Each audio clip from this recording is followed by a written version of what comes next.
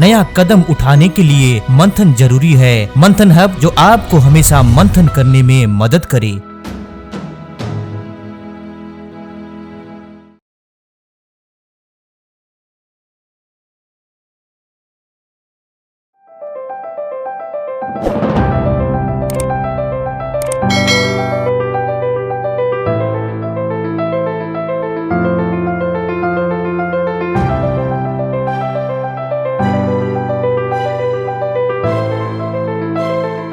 इस वीडियो को देखने के बाद तुरंत शेयर करें। इस वीडियो को देखने से न जाने कितने लोग जीवन को सही दिशा दे पाएंगे, उसका कोई हिसाब नहीं है। सारा श्रेय आपको जाएगा। ये सफल जीवन यात्रा का पहला महान कदम है, जिसका सकारात्मक परिणाम आप खुद अनुभव करेंगे। दोस्तों, इस वीडियो में भगवत गीता के कुछ चुनिंदे श्लोकों को समझाकर हम आपके अंदर आत्मविश्वास, साहस और वीरता भरना चाहते हैं। आपको पहचानना है अपने दुश्मन को, जिसने आपके जीवन में हाहाकार मचा दिया है। उस दुश्मन ने आपकी बुद्धि को भ्रम में डाल दिया है, जिसके कारण आप एक काल्पनिक दुनिया में जी रहे हैं।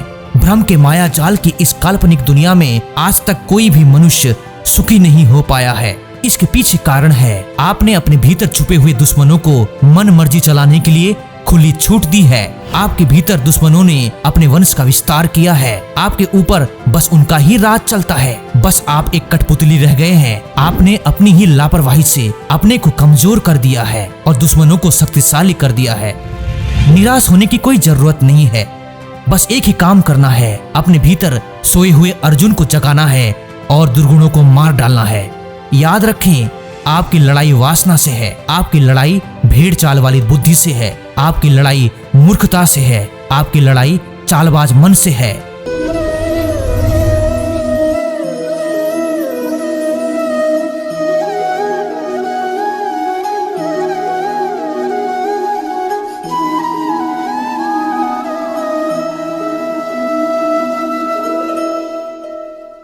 अगर आपने गीता ज्ञान को सही से अमल कर लिया तो आपकी उलझन खत्म हो जाएगी। आपकी ऐसी बुद्धि जगेगी कि आप अपनी आत्मा की आवाज को सुन पाएंगे।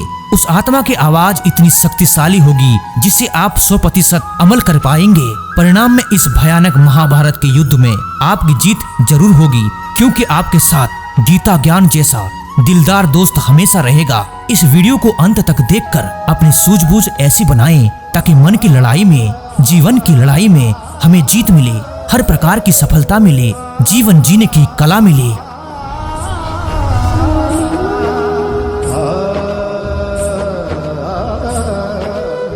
भगवत गीता अध्याय 2 श्लोक नंबर 13 में श्री कृष्ण ने अर्जुन को जो कहा, उसके आधार पर हम कहना चाहते हैं, जैसे समय की धार में बचपन, जवानी और बुढ़ापा आती है, उसी तरह दूसरा शरीर भी मिल जाता है। इसमें आश्चर्य करने जैसा कुछ भी नहीं है। अभी हमारे पास शरीर है, जवानी है, कुछ करने का यही सही समय है। जवानी की शक्ति को भोग में न डुबाकर योग में लगाई जाए तो मनुष्य बहुत जल्दी उन्नति कर सकता है। जवानी में स्वास्थ्य को बना के रखना जरूरी है, नहीं तो बुढ़ापा में जब शरीर साथ नहीं देगा तब मानसिक दुख और पश्चाताप में जीवन का आखिरी पड़ाव निकल जाएगा। कुछ भी हाथ नहीं लगेगा, ये भरोसा भी नहीं है कि इतना अच्छा जीवन और शरीर दोबारा कभी मिलेगा या नहीं।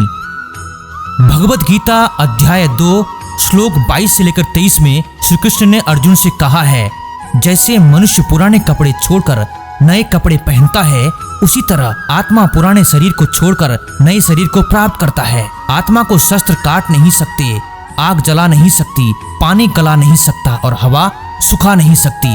बुद्धिमान मनुष्य को चाहिए कि अभी जो उसके पास शरीर, समय, सामर्थ्य और शक्ति है, उसे योग और ब्रह्मचर्य से बचा कर रखे ताकि सही समय पर सही काम आ सके। अध्याय 2 श्लोक नंबर 28 में कहा गया है, सभी प्राणी जन्म से पहले नहीं थे और मरने के बाद भी चले जाने वाले हैं, केवल बीच में ही दिख रहे हैं। इस अवस्था में थोड़े समय के लिए, सुख के लिए बार बार अपनी वीर शक्ति का नाश करके दुखी होकर क्या फायदा। आपके पास समय बहुत कम है। सोचें कि सामने मौत खड़ी है, चाहे अच्छा काम करो या बुरा काम, मरना तो सबको है ही। बुरी सोच और बुरे कर्म से इंसान को मरते वक्त बहुत मानसिक पश्चाताप होता है, जो तलवार की चोट से भी अधिक दर्दनाक होता है। जब इंसान अच्छे कर्म से सम्मान पूर्वक जीवन छोड़ता है, चाहे स्वाभाविक मौत मरे या कोई उसकी हत्या कर दे, उसे मौत के समय मन में सुकून जरूर होता है, मैंने अपनी शक्ति का सदुपयोग किया है, मैंने कुदरत की इज्जत की है, मैंने अपना और किसी का कोई बुरा नहीं किया है।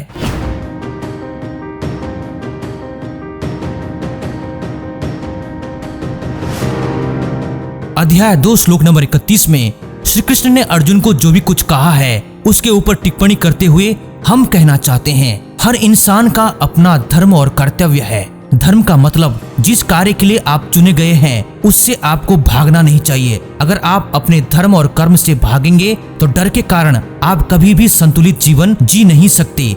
मान लो आप एक टीचर हैं तो सच्चाई से अपने विद्यार्थी को सही ज्ञान देकर योग्य बनाना आपका कर्तव्य है। पढ़ाई हो, कामकाज हो, नौकरी धंधा हो या परिवार की जिम्मेदारी, अपने धर्म और कर्तव्य का पालन करने में ही इंसान की भलाई है।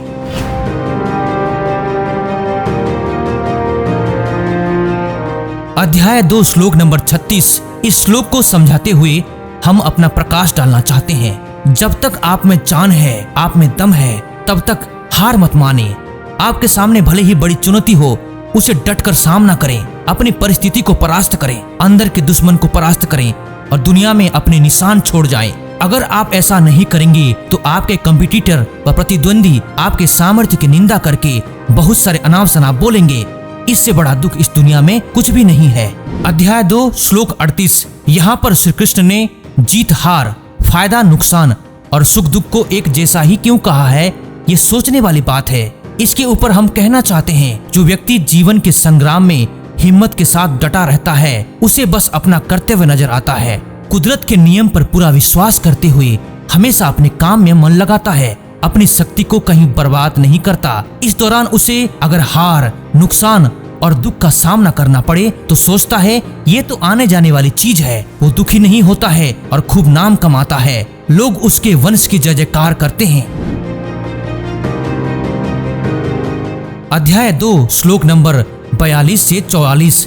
यहाँ पर श्री कृष्ण ने बहुत ही गंभीर बात कही है। जो वासना के सुख के पीछे ही भागते रहते हैं, जो कर्म और धर्म के खातिर कर्म नहीं करते बल्कि मान सम्मान पाने के लिए, स्वर्ग पाने के लिए ही कई तरह के कर्म बोलते हैं, सुनते हैं या करते हैं, उनकी बुद्धि मारी गई है। उन्हें अगर सब कुछ मिल भी गया तो उसमें उनकी ऐसी पकड़ और आसक्ति होगी जो बहुत परेशान पैदा करेगी। इसी कारण से वो अपने आप को जानने के लिए कोई अभ्यास नहीं कर पाएंगे, अपनी वीर शक्ति को नहीं बचा पाएंगे। कुल मिलाकर जब उनको मिली हुई सुख सामग्री खत्म हो जाएगी तब बिना शहद के मधुमक्खी छाता की तरह बेकार पड़े रहेंगे।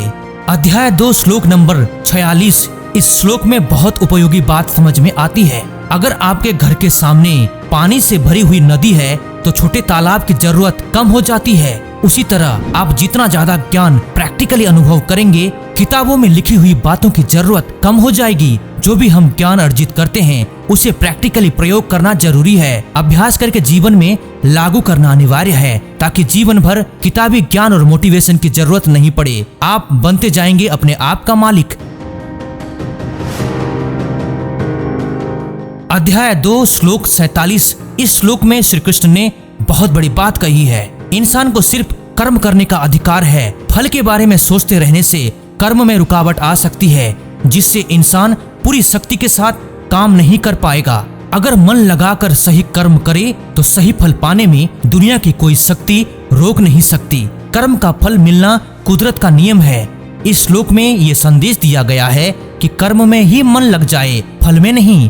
ये मानसिकता बहुत फायदेमंद है, क्योंकि फल में आपकी आसक्ति ही नहीं होगी तो लाभ और हानि से ऊपर उठकर आप एक मनमोजी कर्मयोगी बन जाएंगे। अध्याय 2 श्लोक 53। इस श्लोक में जो जरूरी बात कही गई है उसे सब कोई जीवन में लागू नहीं करते हैं, इसलिए उनका मन विचलित रहता है और वे अपने अर्जुन को जगा नहीं पाते हैं, अपने दुर्गुण को मार नहीं पाते हैं। तरह तरह की बातें सिर्फ सुनते रहने से या पढ़ते रहने से सारा काम नहीं होता है। इससे मन विचलित हो सकता है, इसलिए शांत होकर चिंतन करना जरूरी है और ध्यान अवस्था का अभ्यास करके ज्ञान को हजम करना भी जरूरी है। तभी आप उपयोगी बातों का सही लाभ उठा पाएंगे। वीडियो के अंत में हम सलाह देना चाहते हैं, रोज सुबह और शाम एक मंथन हव की वीडियो देखें और 15 मिनट तक जरूर चिंतन करें। जीवन की यात्रा में आपका उत्साह जरूर बना रहेगा। ये व्यवहारिक रूप से प्रमाणित प्रयोग है। आइए इस वीडियो का हम चिंतन करें। गहरा श्वास लें और संकल्प करें, विश्वास करें, आज की बात आपके जीवन में अमल हो रही है। खुशी और मौज का अनुभव करें। आप पूरी तरह योग्य हो चुके हैं। श्वास छोड़कर महसूस करें, मानसिक गुलामी, मानसिक कमजोरी दूर हो चुकी है। आप हल्के हो चुके हैं। इसी तरीके से रोज अभ्यास करते जाएं और अर्जुन बनते जाएं, दुर्गुण को खत्म करते जाएं।